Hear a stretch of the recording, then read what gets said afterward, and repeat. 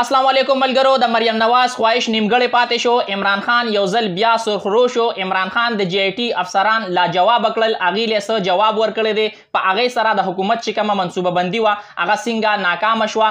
چاینا د پاکستان حکومت ته او د پاکستان طاقتورو خلکو ته یو ډیر اهم پیغام را لېږلی دی. هغه پیغام څه دی؟ او بل اړخ ته عمران خان باندې چې کوم الزامات لګېدل نو هغه الزاماتو نه هغه بری شو او حکومت عمران خان نه ګرفتارولو فیصله کړې ده. راتلونکې څه منصوبه بندي ده، دا ټولې خبرې په دې نوي ویډیو کې تاسو سره شریکوم. خو د هغې نه مخکې تاسو ټولو ملګرو ته دا ریکویسټ دی چې دا ویډیو مخکې ملګرو سره ضرور شیر کړئ او تاسو خپلې قیمتي رای هم ما سره په کمنټ کې ضرور شریکه کړئ. لاول راځو چې چاینا د پاکستان حکومت او د پاکستان طاقتورو خلکو ته څه پیغام را لېږلی دی.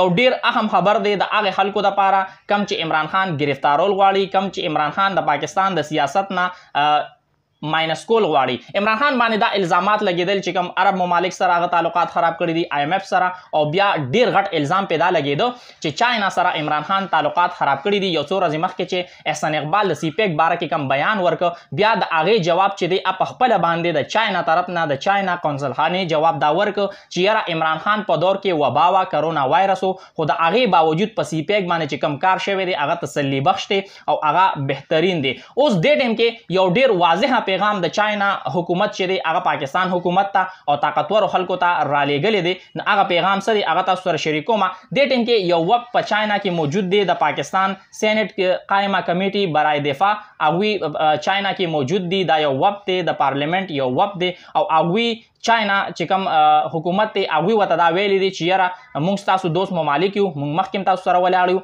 راتلونکي ټایم کې به هم تاسو سره ولاړ یو او موږ مخکې هم ستاسو امداد کړی دی او تاسو سره چې کوم امداد دی هغه به جاري ساتو ځکه چې تاسو زموږ دوست ممالک یې. خو تاسو به هم یو څو څیزونه کوئ. هغه یو څو څیزونه دا دي چې یاره په خپل ملک کې استحکام راولئ، په خپل ملک کې سیاسي استحکام راولئ، کم چې پکړ دکړ شروع دی، کمې ګرفتارۍ شروع دي او څه صورتحال دی هغه کنټرول کې، ځکه چې دې سره د پاکستان ډېره زیاته بدنامي کیږي او چې یو هم د پاکستان خیرخوا ملکی نه هغه په دې څیزونو باندې نشي خوشحالی دی. یو څو میاشتې مخکې تقریبا 2 میاشتې مخکې د چاینا چې کوم وزیر خارجه دی هغه پاکستان ته راغلی او په پاکستان په وزارت خارجه کې ولاړو او دا بیان یې ورکړو چې یاره ټول سیاسي جماعتونه چې دي څومره هم پولیټیکل سټیک هولډرز دي هغه د خپل منځ کې کینی او چې څومره هم سیاسي معاملات دي هغه خپل منځ کې حل کړي. دې سره به سیاسي استحکام راشي او د معاشي استحکام لپاره سیاسي استحکام ډیر زیات ضروری دی. او د 1971 نه پس په لومبي ځل باندې چاینا داسې خبرې د پاکستان باره کې وکړې، د پاکستان په اندروني معاملاتو کې مداخلت وکړو، ځکه چې د چاینا دا پالیسي ده چې هغوی د نورو ملکونو په معاملاتو کې دخل اندازي نه کوي، مداخلت پکې نه کوي. عمران خان جی آی ټي لا جواب کړه، جی آی ټي له څه جواب ورکړی دی او د مریم نواز چې کوم خواهش و هغه څنګه نیمګړې پاتې شو، د حکومت چې کومه منصوبه بندي وه هغه مکمل ناکامه شوه.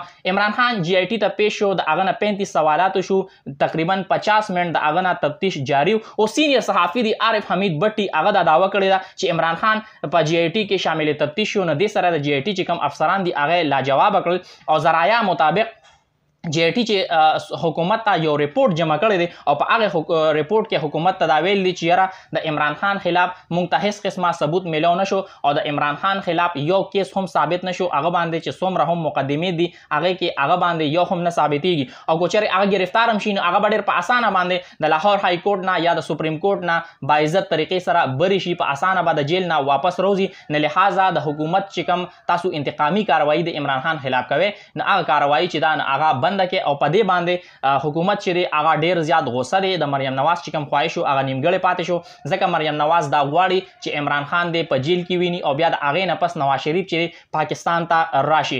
بل اړخ ته حکومت د عمران خان نه ګرفتارولو فیصله کړې ده ځکه چې اوسه پورې د عمران خان خلاف څونه هم کاروایی شوې ده نه دې کې صرف او صرف نون لیگ بدنام شوی دی او هغوی ته سیاسي طور باندې ډیر زیات نقصان رسېدلی دی. نو اوس هغوی دا فیصله کړې ده خو د عمران خان خلاف څه کاروایی هم کیږي نه هغه به نگران حکومت کې کیږي او دا خبره خو بالکل کنفرم ده چې اسمبلی چې دا په خپل ټیم باندې ختمیږي. 13 اگست باندې بعد موجوده حکومت ختم شي، کم اقتدار چې دی هغه به نگران حکومت ته حواله شي.